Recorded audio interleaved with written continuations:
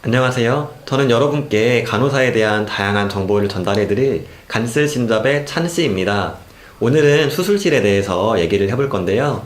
제가 수술실에서 근무를 했었기 때문에 더 잘 전달해드릴 수 있는 그런 주제인 것 같습니다.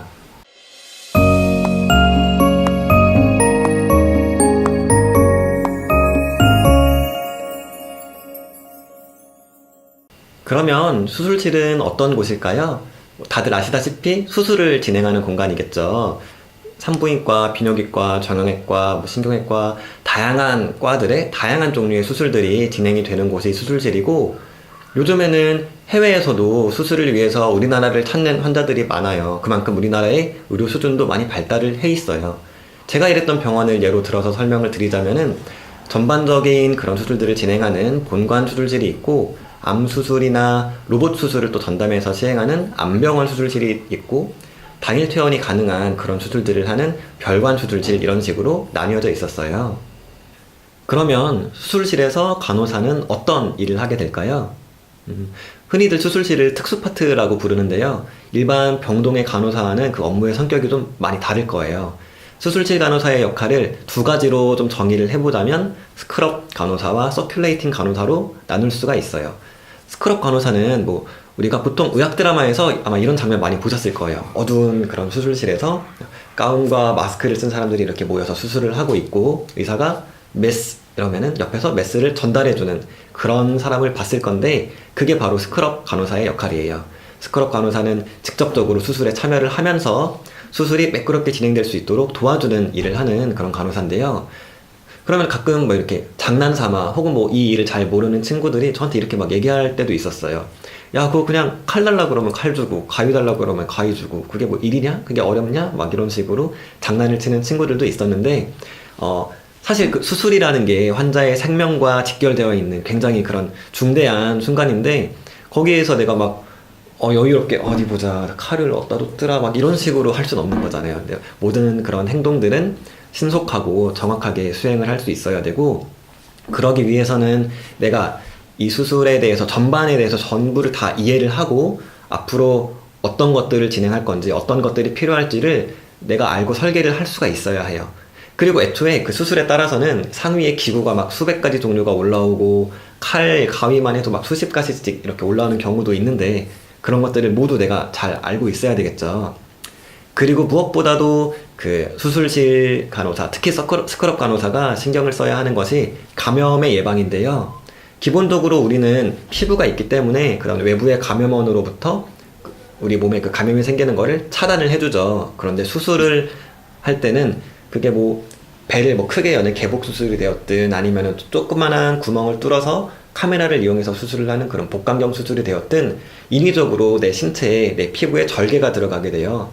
그러면은 내가 피부가 열려있기 때문에 외부와 감염원이 들어올 수 있는 그런 감염에 취약한 상태로 환자가 노출이 되게 되는데, 이런 상황에서 아주 감염을 예방하기 위해서 철저하게 무균수를 수행할 수 있는 이런 감염 예방의 스페셜리스트가 스크럽 간호사라고 할 수 있습니다.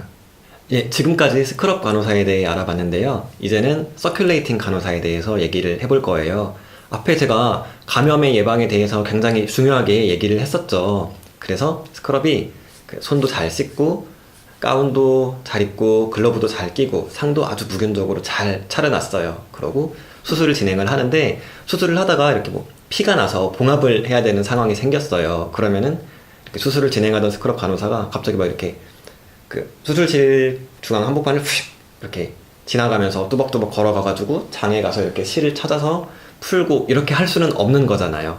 왜냐하면 일단 수술 필드에서 멀어져가지고 이렇게 이동을 한다는 것 자체가 감염 예방 차원에서는 지양해야 할 행위이기도 하고, 애초에 멸균된, 무균된 영역이 아니고서는 스크럽 간호사는 아무것도 만질 수가 없어요.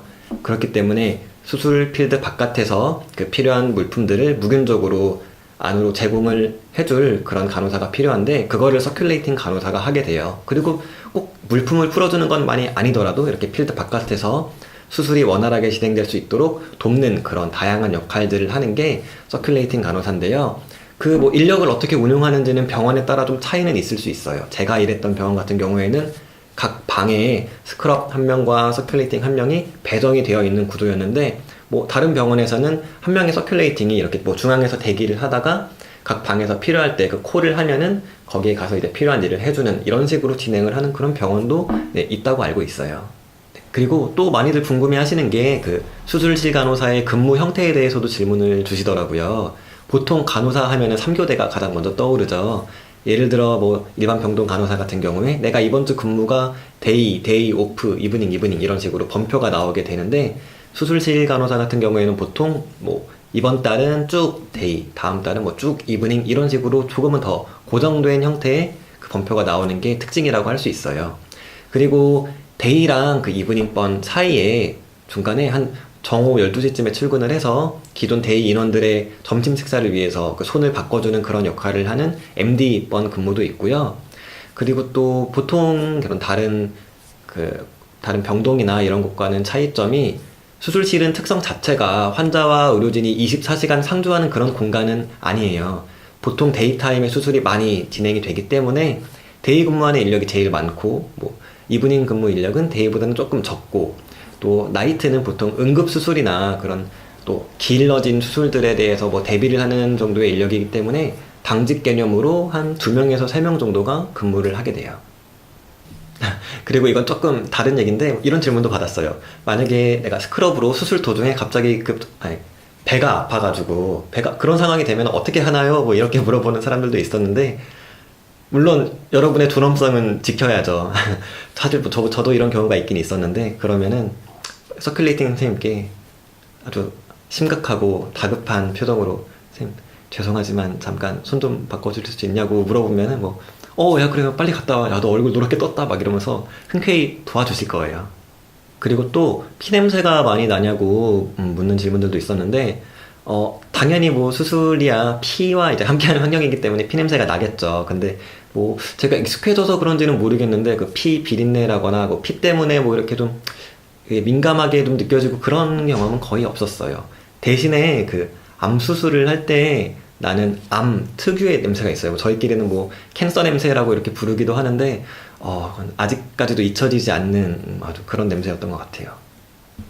그러면 수술실 간호사의 장점과 단점에 대해서도 좀 얘기를 해볼게요. 우선 장점으로는 뭐 개인적인 생각이지만 제가 느끼기에는 앞에 말씀드렸던 고정된 근무 형태, 뭐 이번 달은 쭉 데이 이런 식으로 내 근무가 조금 고정이 되어 있는 게 근무 외의 시간을 내가 뭐 계획하고 활용하는 데 있어서는 뭐 크게 장점으로 저는 느꼈었고요. 또한 뭐 물론 수술을 하기 전에 그 환자 확인하는 차원에서 환자나 보호자를 만나기는 하지만, 일반적인 뭐 다른 병원에서 근무하는 다른 환경에 비해서는 환자 보호자를 그런 대하는 시간이 적기 때문에 그런 거에 있어서 내가 좀 부담을 느끼거나 스트레스가 있으신 분들께는 이것도 장점으로 작용할 수가 있겠네요. 그리고 학생 때 해부생리 공부하면서 이게 재밌었다거나 그렇게 느끼셨던 분들께는 그런 환자의 회부 생리를 내가 내 눈으로 직접 볼 수 있다는 것도 큰 장점이 될 수 있을 것 같고요. 그리고 또 약물이나 다른 치료와 비교해서도 그런 환자의 치료 과정에 있어서 아주 그런 중대한 그 순간인 수술이라는 행위에 참여하는 것만으로도 저는 뿌듯함도 느꼈고, 이런 것도 장점이라고 생각합니다. 네, 반면에 수술실 간호사의 단점으로는 내가 수술실 간호사로서 일에 익숙해지는데 조금 더 시간이 걸리는 것 같아요. 보통 수술의 종류도 워낙에 많기 때문에 뭐 1년, 5년, 10년 뭐 계속해서 내가 공부를 하고 배워나가야 되는 게 또 수술실 간호사인데, 이거는 사람에 따라서는 또 장점으로 느껴질 수도 있겠네요. 그리고 오래 서 있어야 돼요. 물론 다른 환경에서 일하는 간호사분들도 하루 종일 바쁘게 돌아다니고 하지만, 또 돌아다니고 걷는 것과 가만히 서 있는 거는 조금 또 다른 것 같아요. 수술에 따라서는 한 15분이면 끝나는 간단한 수술도 있지만, 길게는 뭐 12시간 이상 이렇게 하는 그런 수술들도 있는데, 그렇게 오랫동안 서 있는 것도 아주 힘들게 느껴질 수가 있어요. 개인적으로는 저도 다리도 많이 붓기도 하고 그런 것들은 단점이었던 것 같아요. 그러면 내가 이제 수술실 간호사로서 첫 발을 내디디려고 해요. 수술실에서 일을 시작하고자 하는데 제가 뭘 준비해 갈까요? 뭐 이런 질문도 있었어요. 제가 말씀드리고 싶은 거는, 기본적인 해부 생리는 익히고 오시는 게 도움이 될 거예요. 막상 내가 뭐 예를 들어서 정형외과 수술실에 갔어요. 그런데 뼈나 근육이나 이런 의학 용어들도 모르고 해부 생리도 모른다면은 그 수술을 봐도 뭐 지금 뭘 하는 건지 알 수가 없겠죠.